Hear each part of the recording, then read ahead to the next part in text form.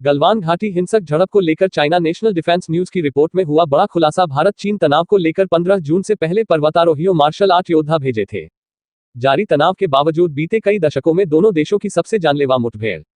चीन ने बीते 15 जून को पूर्वी लद्दाख की गलवान घाटी में भारतीय सीमा के पास हुई हिंसक झड़प से पहले अपने सैनिकों को मजबूत करने के लिए पर्वतारोहियों और मार्शल आर्ट फाइटर्स को भेजा था। यह खुलासा चीन की एक मीडिया रिपोर्ट में किया गया है। यूं तो पर्वतीय सीमावर्ती इलाके में दो परमाणु हथियारों से लैस पड़ोसी मुल्कों के बीच तनाव आम बात है, लेकिन इस महीने हुई हिंसक झड़प 50 से ज्यादा वर्षों में इनकी सबसे घातक मुठभेड़ थी। चीन के आधिकारिक सैन्य अखबार चाइना नेशनल डिफेंस न्यूज ने 15 जून को लासा में निरीक्षण के लिए एक माउंट एवरेस्ट ओलंपिक मशाल रिले टीम के पूर्व सदस्यों और मिक्स्ड मार्शल आर्ट क्लब के योद्धाओं सहित 5 नई नागरिक सेनाओं की डिवीजन यहां मौजूद थी। चीन के ब्रॉडकास्टर ने तिब्बती राजधानी में सैकड़ों नए सैनिकों की सीसीटीवी फुटेज भी दिखाई थी। चाइना नेशनल डिफेंस न्यूज के मुताबिक तिब्बत के कमांडर वांग हाईजियांग ने कहा कि एनबो फाइट क्लब के योद्धा सैनिकों की संगठन और लामबंदी की ताकत और उनकी तेजी से प्रतिक्रिया और समर्थन क्षमता को बढ़ाएंगे। हालांकि उन्होंने स्पष्ट रूप से इस बात की पुष्टि नहीं की कि उनकी तैनाती मौजूदा सीमा तनाव से जुड़ी थी। दशकों बाद दो शक्तियों के बीच सबसे हिंसक टकराव में लद्दाख क्षेत्र में चीनी और भारतीय सैनिक उस दिन एक दूसरे से भिड़ गए। भारत का कहना है कि इस हिंसक झड़प में बिना हथियारों केवल हाथ पैर की लड़ाई में उसके खुद के 20 सैनिक शहीद हो गए, जबकि चीन ने अभी तक अपने हताहत सैनिकों की संख्या का खुलासा नहीं किया है। बिना कोई गोलीबारी किए पत्थरों और डंडों से लड़ी गई इस लड़ाई में इस दोनों पक्षों ने एक दूसरे को लड़ाई के लिए दोषी ठहराया है। भारत ने गुरुवार को कहा कि उसने चीन से मिलते जुलते निर्माण का मुकाबला करते हुए हिमालयी सीमा क्षेत्र में अपने सैनिकों को मजबूत किया है। चीन की सरकारी मीडिया ने हाल के हफ्तों में तिब्बत क्षेत्र में भारत की सीमा में काफी ऊंचाई वाले विमान भेदी अभ्यास सहित सैन्य गतिविधियों को उजागर किया है। चाइना नेशनल डिफेंस न्यूज ने कहा, सीमा को मजबूत करने और तिब्बत को स्थिर करने के उद्देश्य से नए सैनिकों की भर्ती की गई थी। वहीं भारत का दावा है कि चीनी सैनिकों ने भारतीय सैनिकों पर घात लगाकर हमला किया और उन्हें वहां से नीचे उतार दिया जहां वे एक चीनी अतिक्रमण को हटाने गए थे। एक द्विपक्षीय समझौते के तहत दोनों देशों की सेनाएं यहां बंदूकों का इस्तेमाल नहीं कर सकती, लेकिन यहां पर बिना इन हथियारों के अन्य चीजों से ज्यादा खतरनाक लड़ाई हुई। चीन ने बदले में भारतीय सैनिकों पर 2 बार अनौपचारिक सीमा वास्तविक नियंत्रण रेखा पार करने और उसके सैनिकों को उकसाने का आरोप लगाया है। दोनों देशों ने 1962 में सीमा पर युद्ध लड़ा था। परमाणु हथियार बंद पड़ोसियों के बीच एक समझौता किया जा चुका है कि ऐसे इलाकों में उनके सैनिक हथियारों का उपयोग नहीं करेंगे।